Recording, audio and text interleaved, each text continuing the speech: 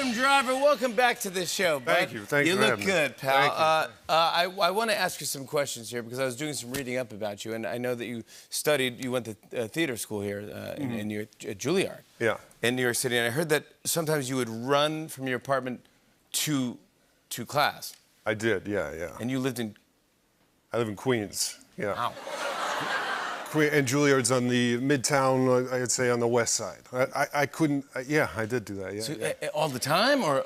I did it for, like, during the summer, I would say. There was a 59th Street Bridge, and I think I just come out of the military, so I was trying to make everything that I was doing as difficult as what it was like being in the military, and acting school didn't seem like it fit the criteria, so I tried to make it more impossible than what it needed to be. Wow. Yeah, I don't know why I did that. Yeah.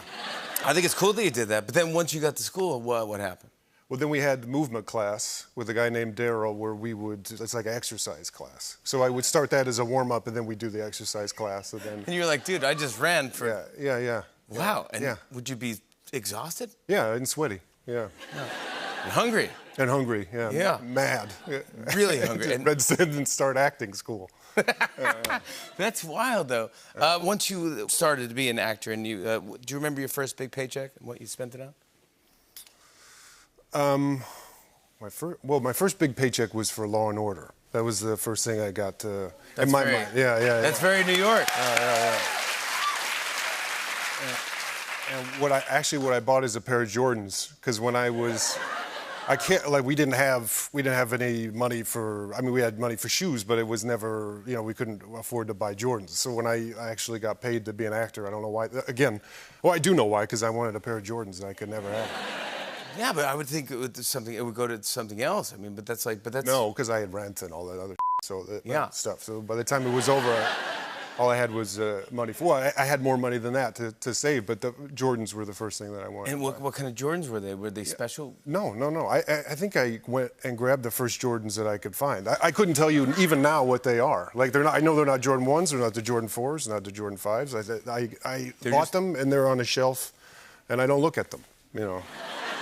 Did you ever wear them? No, I don't wear them. No, I don't wear them. Never wore them? No. Because you were saving them for a special occasion? Not even saving them. I just wanted them, and I have them. They have dust on them. Did you want them to collect them? No, I didn't want to... I don't want to wear them because I don't want to mess them up, but then I have to dust them off because they're dusty. Yeah, and this is after acting school. Yeah. So you're not really running anymore. No. So you don't really need sneakers. No, and you shouldn't run in Jordans. You shouldn't run in Jordans anyway, even though they're basketball sneakers. But yeah, interesting. Yeah. Well, yeah. I want to next time if you're here, could you bring them? Oh yeah. I'd love to see them. Yeah, I won't touch the dust. Let's see what they are. Yeah. I know that we'll discover like what kind Adam Driver bought. Your first Jordans. Yeah. Let's talk about your movie 65. Congrats on this. This is if I can explain it right, you're a pilot who kind of is stranded on the Earth 65 million years ago. Yeah. It's not a time travel movie. You actually just set 65 million years ago. Right.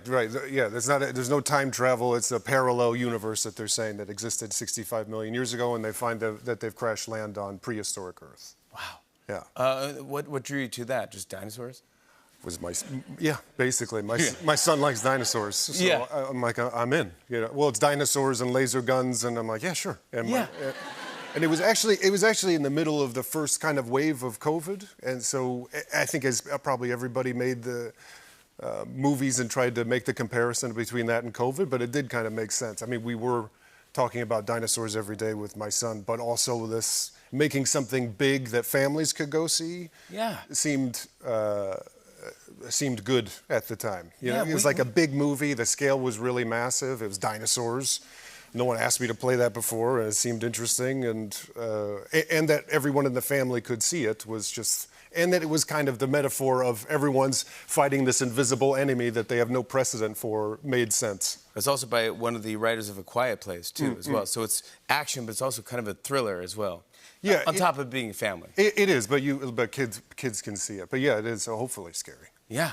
And how is it tricky to act opposite of what is it? Is it a tennis ball? What are you acting against? You do the whole guy with the green jumpsuit and the tennis ball, and that's the only one that's humiliating. Usually when it's like we did it all different ways. They even had the people dressed up in the whole costume, which is terrifying too, where they, put them in a field, which is actually terrifying. It doesn't seem like it would be, but it's scary when you're actually looking at what People are a chasing life-size you through- dinosaur. Yeah. Yeah, anyone chasing me through a field, I would be frightened. Yeah. Like just a guy. Anyone, like a child. Anyone chasing me, I go, stop chasing me, stop chasing me. I would freak out. Yeah. Is he dressed as a dinosaur? I'd be, that's not acting Yeah, for me. two people dressed as like the kind of a life-size dinosaur. That was terrifying. But when it's the guy like hitting you in the face with a tennis ball, it's just humiliating. Yeah, no. And so I'm happy that you did it, though, because I think we need more good, big family movies that everyone can sit around and watch, and you bring your kids to, and everyone watches and enjoys. Yeah, to me, it was like that's one of my favorite parts of films. They're all over the map as far as who can consume them when and what they mean at different times, and the scale of them and the size of them, and who watches them, and to be a part of ones where everyone in the family can go to, and I mean those are some of my favorite and rare experiences actually. I love it. I want to show everyone a clip. Here's Adam Driver in 65. Take a look at this.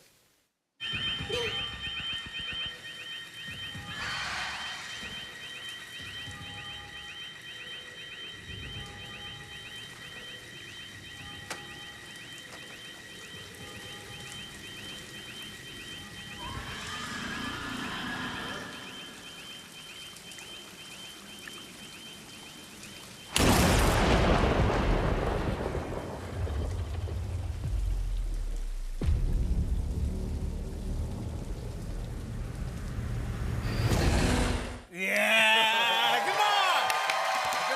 I run in Jordans. Then you run to Queens. Yeah, I run to Queens. Then you run to Queens. Adam Driver, 65, is exclusively in theaters this Friday. More Tonight Show after the break. Stick around, everybody. Hey, hey.